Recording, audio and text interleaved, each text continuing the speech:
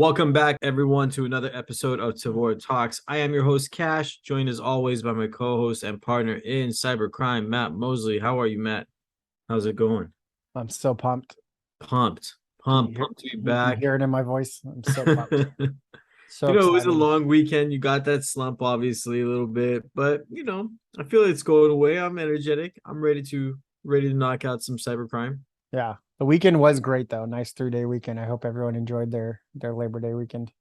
I It's think awesome. I can say everyone enjoyed it except for some people. Yes. I want to start with these guys. I don't think these guys enjoyed it at all. Um, LA School District. I don't know if you heard about this. I did hear about this. Yes. Over the weekend, LA School District got hit with ransomware to the point where it took out their email for users and students and staff, etc. This is the funnest part of this, in my opinion, which is interesting. They got the ransomware tool, ransomware pop up, but no ransom demand. So they just wanted to mess stuff up, basically, right? Yeah, I guess. I mean, I who mean, would LA Unified School District is huge, it's right? huge. As someone who used to live in Yeah. LA County, I I can tell think I you read it's like the huge. second largest in the country or something like that. I wouldn't be surprised. Uh I mean, I know in the article it says that it affected K through 12 at more than 1,000 schools. It affected 600,000 students. That's a lot. Yeah, that's a lot. Yeah, that's a lot. They had to engage their response protocol, and it's this whole thing of attacking school systems nowadays is becoming a trend because they're easier victims. I think because of course I don't know, like some of these smaller school districts for sure, they don't have the budget for school itself, let alone infrastructure, let alone like security for that infrastructure. You know what I'm saying? I That always is feel like true. security is like Education is, last in line. yep, for sure. And always the first thing cut. Yeah, it's always the first thing cut. It's like, Yeah. oh, are the computers on? All right, cool. Is there a virus? Maybe. All right, what do you want to do? But so this is becoming a popular trend, of course. So the FBI is heavily involved in this one. They're really trying to crack down. They don't know where it came from, who did it. They just know it existed. It Knocking was down just the some brat reputation. kid that didn't want to go to school. Yeah, right. Playing like a senior prank or something. Double or click, or just being lazy. It's like, yeah, I just don't want to go. Monday, I'm either gonna or. release some ransomware. But I don't know. Here, like, okay, so one article said there is no ransom. This one at the end it says it's not clear if they paid the ransom, but I don't know. I haven't found anything to suggest there's a ransom, the amount that's been paid, etc. Because they'll have to disclose this. It's public, Right. right? Yep. So, Well, and well, I don't even know if can they pay a ransom? I don't know if that they can. yeah, that's true. I Like guess in because the government's Florida, saying I think no they ransom. passed a law that said government entities can't pay a ransom. Right, right, right. Not to say that California is going to copy Florida by any means, but that might be a thing that has spread through. I don't know, Let's spread see. across the country. But But sadly sucks for the if you work students, for LAUSD. yeah, LAUSD, sorry for them, but sorry for the students. It didn't really cause any kind of downtime in going back to school, unfortunately. So because you know why, kids? Back in my day, we didn't even have computers in classrooms. So suck it. You don't need computers to go to school. No, I'm just kidding. We had computers. I'm just kidding. I learned But QBasic in school. yeah, it took out just like something. So they had to kind of go a little retro. It took down like the system they used to take attendance, Hmm. like I said, email access, stuff like that. So they So had to bubble in the scantrons next to the kids' names to take attendance, like back in the old days. I guess something like that, right? Write it on a piece of paper, bubble it in later. I don't know. Yeah. But And kids had to do math on lined paper like they did back in the old days instead of iPads. they Back put it like they on a did in piece the of paper. 1900s. But yeah, so that's the ransomware of the week. Leading into the next story. You ready for this one? Always in the news at some point in time. I feel they're very consistent with always being in the news somehow. TikTok. Ah, yes, TikTok. TikTok back in the news. this time, there's always controversy or something, but this time, this one's interesting because of several factors that me and you have talked about a little bit. But huge data breach. What was the number? How many? Over 2 billion records, but then one account was that it was 1 billion. So at That's least still 1 billion, upwards of 2 billion, according to multiple sources. that's a lot of data. And I Yes. remember you showed me like the table of the data being pulled or available. It's a lot of stuff. It's like, view counts, how long were you watching it, some, username, account created time, stuff like that. Front screen name, yeah. Gender, what city they're in, their status, what's their user level, what's their marketing number, what's their marketing CNT, I'm assuming count. So how many ads have they looked at? I don't know. Yeah, that's a lot of Uh, data, right? yeah, Like, and a billion of those records, maybe 2 billion. yeah. And Plus PayPal information, according to one source. that's a So lot. it's a lot. And TikTok is denying it, right? Which I just am I mean, that's kind of like I don't see TikTok after all the stuff that they're always in the news for, taking blame. That's just asking for it. right. I guess that is following the playbook, right? Like, oh, we'll deny until otherwise. But I don't know. It's a lot of information. And even if it wasn't from TikTok servers themselves and it was a third party like they're suggesting, or third parties, multiple, how are these third parties getting access to so much TikTok data? Yeah. Like if that is the fact that it is third party, then you need to like limit your API a little bit here, roll it back some so that you're not sharing so much data, because 1 billion records minimum were stolen. That's a lot of information, like a Yeah, lot of for sure. information. Whether there's username and passwords, well, we know there's usernames, but whether there's like passwords in there, it doesn't matter. That's still a lot of information, a lot of identifying information for those users, right? And you can start correlating that data with other social networks and online open source intelligence gathering, and you can start putting together these profiles on people, and it's really pretty obscene, honestly, that TikTok is. It's fine if you want to deny it, right? Let's say it didn't come from TikTok, but like, Yeah. holy crap, TikTok, take some accountability for the fact that you're sharing so much information with your third parties. And that's for sure. Whether it's through the API, like you're saying, or they sold the data off to companies or whatever the case may be, no matter what it is, they know that that data has been shared. Now, whether it's been leaked to the public, I feel it's still kind of on them. It's like Right. if I you're gonna mean, give that many records out, be certain of like, hey, where are you dumping my billion records to? Because that's a lot of records to just be dumped. Even though it's like it's not real like super confidential data. I don't know what data as far as the PayPal stuff was leaked necessarily, but yeah, we don't have any details on that, but the threat actor against the West is saying that they had user data, platform statistics, software code, cookies, auth tokens, server info, and more. hmm. I wonder and more. That's the interesting. Right. But even those first few are ridiculous. Auth tokens, cookies, you can hijack sessions depending on how it's coded. Yeah. Platform statistics, so they know, what kind of device you have, possibly what version you have. And yeah, it's just insane that there's this much data. 790 gigabytes. Like, even if it's not your data, TikTok, again, why are you sharing that much information?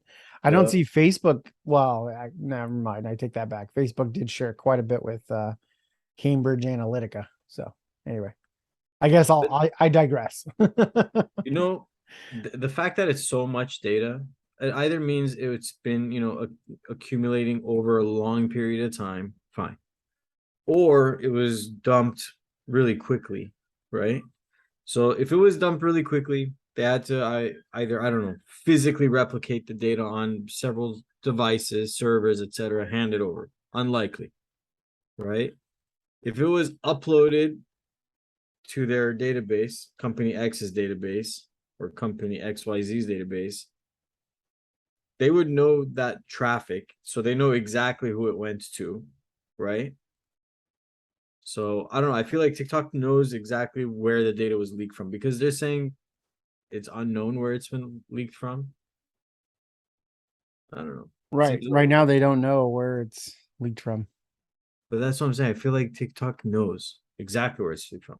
Because if it was being siphoned over time, they can see exactly who's had the longest connection to a handful of, IPs. Can't be just sending it into the ether, you know? I don't know. Yeah. Something. TikTok, no matter what it is, I feel like you're to blame. My opinion, I'm sticking to it. I mean, at some point down the line, you're to blame. Yeah. Yeah. we we vote you. But Well, I mean, it's like the Ticketmaster or Live Nation breach from a few years ago, right? They weren't compromised, their systems weren't compromised, but they were loading code from a third party called Inventa. Well, nobody blamed Inventa for having their servers hacked, compromised with malicious code, right? Everyone blamed Ticketmaster. So TikTok, I blame you. You're giving information to a third party. The third party had their data leaked or whatever, compromised. But why are you sharing so much data? I get that you can't control that third party systems and secure the third party systems, but why are you sharing so much data? That's all I'm saying. It's money, just man. crazy, dude. It is money. It's It has ridiculous. to, of course. For Ridiculous. sure it's a money thing. Unless someone like really messed up doing the API. I mean, I don't know. But yeah, there's a bunch of tables on here. I'm looking at the data right now. It's like OAuth client details, OAuth client token, open SMS phone, open SMS temp, uh, record add, record order, record PayPal. And then there's a bunch of PayPal tables. There's a table for send SMS. So is that copying your text messages that you're sending or you're sharing maybe? TikTok author stats, category, user stats, video stats, usernames, business, TikTok business, big TikTok comment marketing. Dude, there's just a lot. Yeah, it's a lot. Anyway, I feel like this is still pretty new, right? It's only been a few days, so I'm pretty sure there's more that's going to come out about this because it's too surface. It's like, oh, it's not us, it's these guys, and we don't know where it came from. That's it. That's the entire gist of every article. it's like a black hat dealer showing their hands. I'm done. Flip them over left and right. I'm clean. I'm out. Dealer out, Yeah. but interesting. So let's see. We'll keep up on it. We'll come back to that. Hopefully, we'll get some more fun information. And yeah, I don't know. Is there anything else? Any other words of wisdom for this week? Yeah. So there was another one that I wanted to talk about because it's been kind of an uptick lately. And we've actually been called in on a couple of these over the last month and credential stuffing attacks. So Yep. credential stuffing attacks are happening across all the major brands right now, right? And I don't have actual proof, but I'm just seeing it on our threat intelligence platform that people are targeting, Target and Walmart, like the big online presence stores. And so this one's an article for North Face, the outdoor apparel company. They had 200,000 accounts hacked in a recent credential stuffing attack. And Oh man. basically what resulted in, I guess 194,905 to be exact, where valid credentials were used. And then the attackers potentially had access to full customer information, full name, purchase history, billing address, shipping address, telephone number, account creation date, gender, and the Explore Pass rewards records, right? Wow. And yeah, so like what we've seen, in other attacks is that they get in these valid accounts and then they do fake orders or ship to places, drop ship, and then possibly sell the goods later on, or or they ask for refunds to scam customer service representatives and stuff like that. And it's just a nasty attack, man. And it's all set up by bots. So these companies that are getting hit, they just can't handle the amount of traffic that's coming in, right? And even some of the bot mitigation stuff that's being put in place is not enough to stop these. Wow. Yeah, pretty sophisticated stuff. And so, I mean, for me, two-factor authentication, it doesn't bother me if I have to do it. But some of these customers, they think it impacts the user experience, and so they don't want to do it. But Well, I mean, I can see that because, like, for example, when I go to help my parents with stuff, right? I want to put, more advanced security for them, but I know if I put, 2FA or something even more where you actually have to go open the app and get the authorization token and there's no way that's gonna fly. right. No, I agree. Like, you know, I two agree, but FA like let obviously the improve a user, little bit. let the user decide, in my opinion. Like in your case, you don't want to do it. That's fine. In my case, I do want to do it. So, but like payment card information wasn't stolen, right? That's what they said, that they don't keep a copy of their payment card details, but they do retain a token that's linked to the payment card, and then also through the third party payment processor. So that if you have a subscription to something, or you just want to save your payment information and then order something without having to go type in your credit card number, they have that token. And so that's how these users or these attackers are getting into these legitimate accounts and sending these orders. So don't save your payment information Don't do it. is a rule that I would follow. What's that one site? I always ask you this. There's that Yeah, one site you use to get like a temporary or like a new credit card, that's something along those lines. yeah, it's called darkweb.com. No, I'm just kidding. Privacy.com is a free website. It's great. I've been using it for years. I actually had this idea, and our CEO at Tevora said that I just invented chip and pen, which not the case, but just so we're clear, I had this idea back in 2012, 2013, and this company's thriving now. So, but anyway, yeah, it's called Should have done it. privacy.com, and you Should have go done and it. you create virtual cards linked back to your bank account or whatever account that you link in there for payment. And what is nice about it is, like, if you have Hulu and Netflix and Amazon and North Face, whatever, you set up a card for that vendor, and then you set a limit, or you set a one-time use, or you set a yearly limit on that card. And so for me, like Hulu, $5, $7. Actually, I do the Black Friday special every year, just saying that. $2 a month. There Can't you beat it. go. And so I set my limit to $2. And if anything gets charged on that number, that virtual credit card that's over $2, it's going to get declined. And if that virtual credit card gets used at anywhere else besides Hulu, it's going to get declined. So I That's protect myself. It's great. And And I've what you had, have to you have to hook it up to your bank account, or do you use another credit card to hook up to those? yeah, I think you do. I think you can do both, but like mine's hooked up to my checking account. So, Got but it. I think you can hook it up to a credit card. Um, don't, that might not be the case. You'll have to find out, but it's free to sign up. And I've had like services like the gym. That's not the case, but let's say, for example, everyone always has problems canceling their gym accounts, because they keep getting charged afterwards. Yeah. In this case, I had, I can't remember what it was, but it was a subscription that I canceled, and they continued to try and charge me for 6 months after I canceled it. But because I had set the limit to $1, it kept getting declined every month for 6 months until they Oh, finally there you stopped. go. So, yep. And you can adjust the amount. It's not like you set it and then it's locked in stone. So What was the name again? It was called privacy.com. privacy.com. Yeah, Yeah. see, I don't know why I can't remember that name. Because it's a generic name.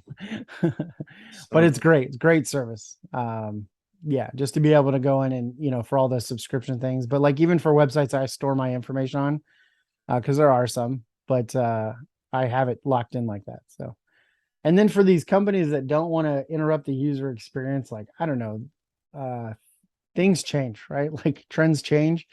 This credential stuffing attacks, like, I don't know. Two factor is definitely a big way to thwart. CAPTCHA is another way to thwart these attacks. If there's a change to a subscription or a change to any sensitive user information, have the user re-authenticate or validate with two-factor authentication. I don't know.